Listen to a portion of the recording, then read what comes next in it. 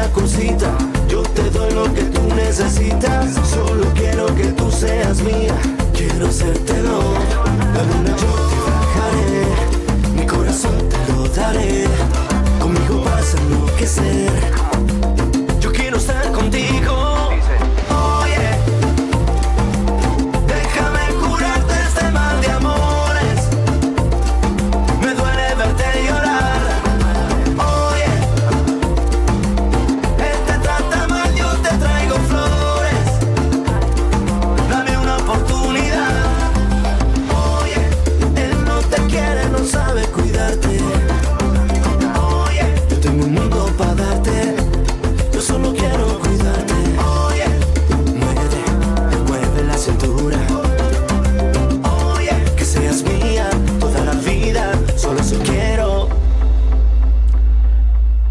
A speedy welcome to the show for everyone. This is SPEEDy Sports on Asking Radio 98.5 Speed FM Makudi. Will bring you sports moments of your life, and I am Benny Kuji. You are actually welcome to the show. Yesterday it was a sweet one. Let me use the word. A lot of us that we had already given up hope in the World Cup qualifiers, at least. Osimhen made us happy. A lot of fans were happy today. I saw a lot of people dancing even outside the stadium yesterday at the Godswill Akpabio Stadium. A lot of fans dancing, and that's to tell you the power of sport, how important sport is, how sport unites us, how football especially bring out the best in all of us. When we talk of football, we don't realize our tribe, our religion or whatever. We just know that we are all Nigerians, and this time around Super Eagles were able to come through for us, and that is what we will be discussing today. Despite the fact that they won yesterday, is it over? It's not over for me. This is where it's even get even more tougher, and that is what we'll be discussing today. But before we go into that, let's bring you up to speed with the latest sport news around you and around the world. Africa will have a strong representation at the 2026 FIFA World Cup as 9 African countries have officially secured their tickets to the global football showpiece, with one more team still in contention through the Intercontinental Playoff. The confirmed 9 African countries going to the 2026 World Cup are South Africa, Egypt, Ghana, Algeria, Senegal, Morocco, Tunisia, Cape Verde, and the Ivory Coast. The expanded 48-team World Cup format has given Africa 9 direct qualification slots and an additional playoff spot, offering the continent unprecedented opportunity to showcase its talents on the global stage. The final African slot will be determined through an intercontinental playoff where one of the continent's runners-up, that is within Gabon, DR Congo, Cameroon, and Nigeria, will fight for a place at the tournament set to be co-hosted by the United States, Canada, and Mexico in 2026. The Georgian Cup, one of Nigeria's most prestigious polo trophies, will be contested at the Kaduna Polo Club this weekend as part of the annual Kaduna International Polo Tournament.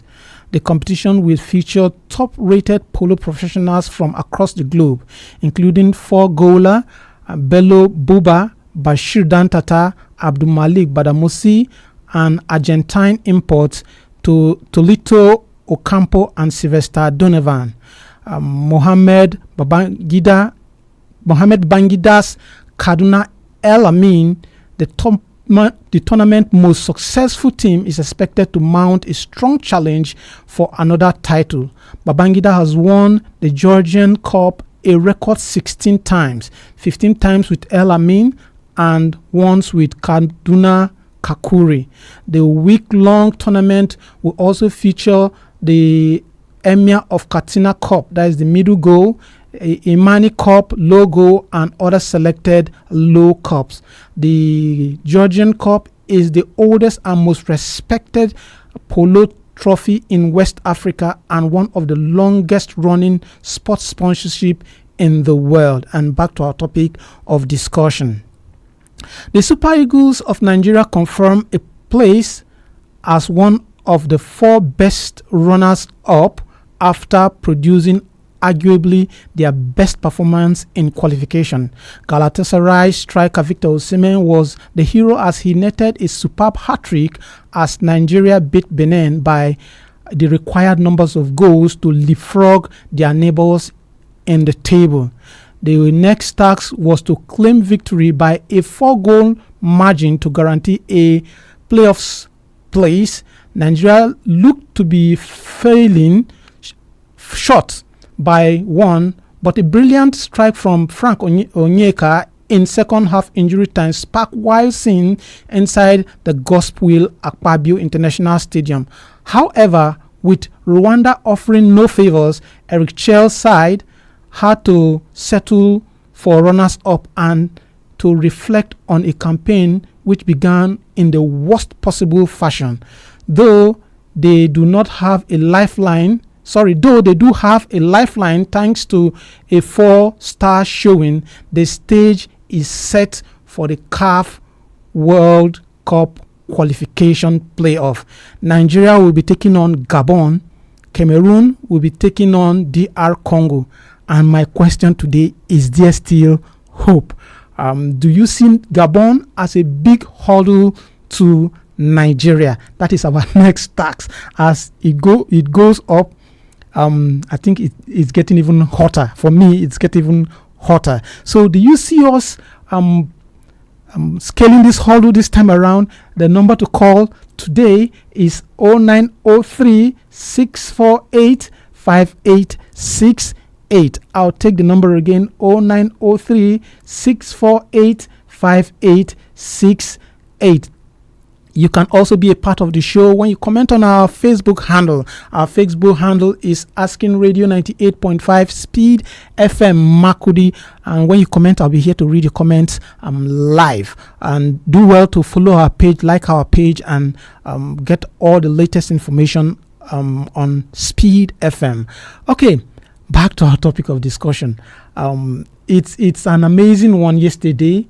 A lot of Nigerian fans, I don't know if we are actually happy or it's just the joy of playing in that, winning that very one. We have a caller already. Hello? Good evening, Benny. Good evening. Speaking with Gondoemos from Magan. Okay, Gondoemos, you are welcome to the show. Gabon are not pushovers. So there are no pushover in African football this time around. For instance, in a group that parade the likes of Cameroon, Quebec qualify easily. Yes. And Cameroon is going for a cup now. Yes. So we cannot say are pushovers. All the same, we have to prepare. The one that led ourselves into this difficult situation. Yes. If they had played the previous matches just like they played yesterday, we wouldn't have been talking of playoff. Quite true. You see, we will play Gabon, and if at all we win, we will be playing either Cameroon or DR Congo. Yes. It's a very long and expensive way we pass through. But all the same, I wish them a good luck. Okay. They should buckle up. And for what I want to react is concerning the midfield. You see, immediately we scored the opening goal yesterday. It was like the Benin Republic took over the midfield. We were nowhere to be found in the midfield. Yes. In fact, it was personal efforts from Osimhen that made us smile yesterday. So the coach should look in the midfield and find some replacement because is it time for to start finding replacement now? No, it's too late. Yeah, some new blood should be. In fact, he has other midfielders. So he should try to inject them in the team. But complete replacement will not go well. Thank you. Okay, thanks for that one. Okay. He's saying that the coach should work on the midfield, and we need a lot of effort in that midfield. I also saw that, and that is where our problems have been coming from, within that midfield. And if you look at most of the goals, once we score, we become so relaxed, and when you have a team that is so good with the ball, it becomes a problem. And if you look at most of our lost or our draws, it comes at the end of the match where the midfield just collapse and the defense is a little bit shaky. So what is your take on this? Nigeria, right now we're talking of the play-off. With Nigeria, we're going in the play-off. The play-offs, we have Nigeria will be taking on Gabon, and also, hello, Hello, good evening. Good evening. Kuji, good evening. You're welcome to the show. Okay, it's Isaac. Okay. From the Okay, Isaac, go on. Well,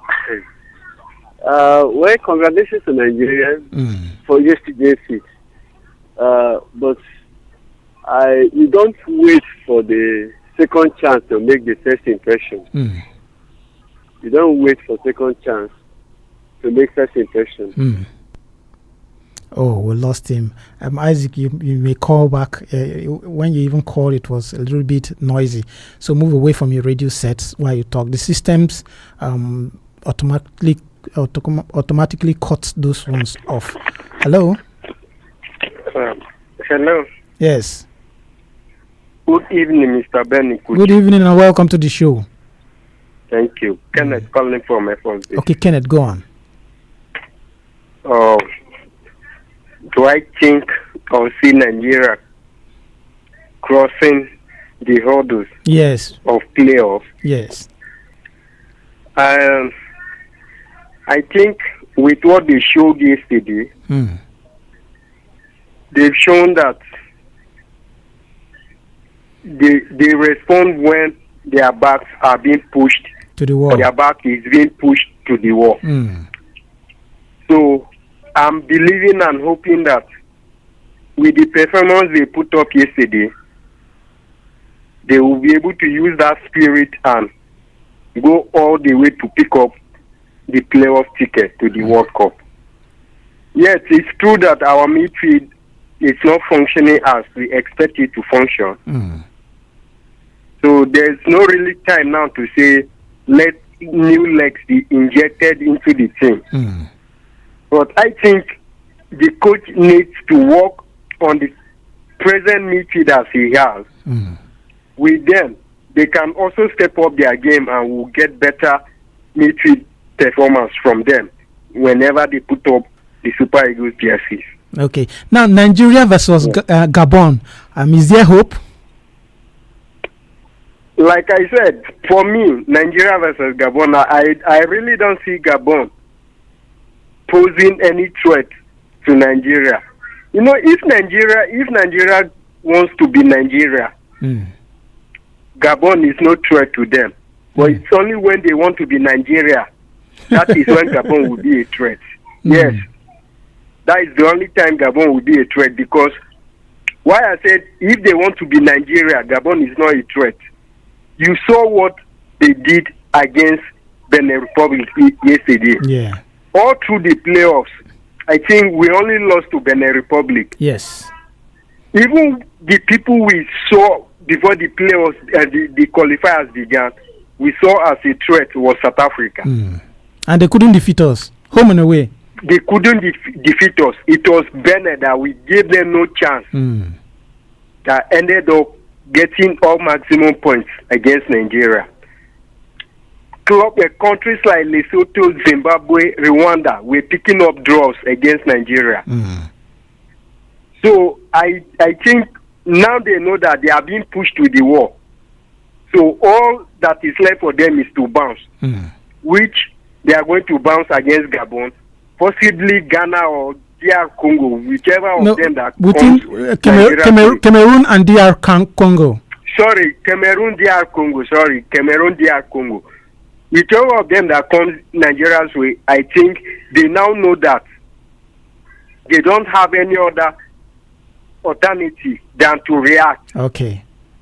So I'm believing they will be able to scale through. It's only when they go to intercontinental playoffs that I really don't know the people that will come from there. Okay, I have some. I will just stay glue. I'll announce those ones that have already booked their place in the intercontinental playoffs. Okay. Right. So I'm looking forward to hearing from you. Okay, that's an interesting one. For him, Gabon will not actually. Hello, Coach. Good evening. Yeah, welcome back. Okay, it's Isaac from Navy Barracks. Sorry, I want to shut up every time with the other side. Okay, go on. Yes, I was saying something. You don't wait for second chance to make first impression. What their performance yesterday, if they had been performing like that from the beginning, we would have been talking about playoff. And if you look at the playoff arrangement, it's going to be very fiercely contested. And tedious. Because Gabon and hello? And tedious. Yes, very, very, very. And Gabon are not pushover. They're not pushover. And like there will be nothing like a home advantage. No. Yes, because the venue, from what I understand, from what I saw, is going to be played in Morocco. Yes. In a neutral ground. Yes. So there is something like a home advantage this time. And then look at the other group too, the other this team pair, Cameroon and Congo DR. And it is the winner of these two ties that will also challenge each other for who goes to the international playoff. So you see, this thing, we have put ourselves really in a precarious position. But what I want to say is, it will not come that easy. It will not come that easy. But let's wish them well. Okay. So I'm doing the Willows of Nigeria to wish them well. Thank you. All right. Thanks for that one. Okay, it's not going to come easy. We put ourselves in this position, so we have to face it. That is what he's saying. Looking at the group of Gabon are in Group F. The Group F has the likes of Ivory Coast. Ivory Coast topped that group, followed by Gabon, then Gambia, Kenya, Burundi, and Seychelles. Those are the members of Group F, and Gabon actually got 25 points, and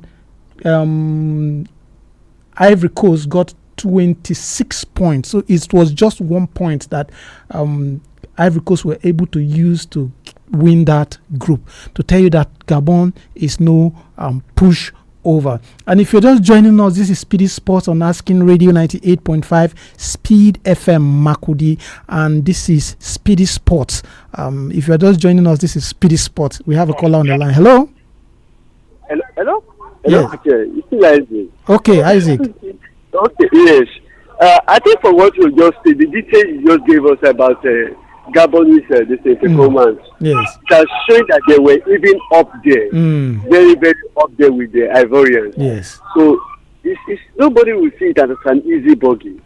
Thank you for giving us this wonderful details. Yes. All right, thanks. Okay.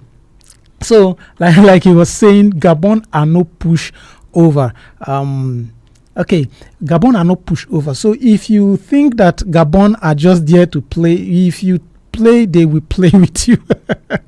So, what do you think? Will Nigeria eventually pass through this phase that we put ourselves through? You can call the studio lines to call is 0903 648 5868. I'll take the number again, 0903 648 5868. You can also be a part of the show when you comment on our Facebook handle. We are streaming live on Facebook, and the Facebook handle is Asking Radio 98.5 Speed FM Makudi. Hello. Good evening, Kuji. Good evening. Okay, this is Ombayungu the first. Okay, Ombayungu, welcome to the show. Thank you.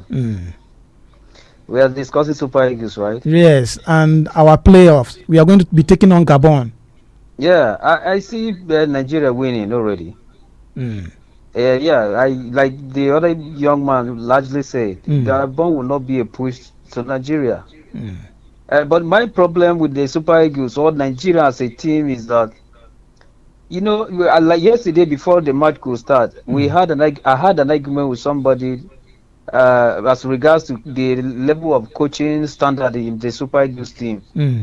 So he was blaming all the Super Eagles coaches that were recruited to coaching Nigerian team. So my own opinion was that it's not really all about coaches.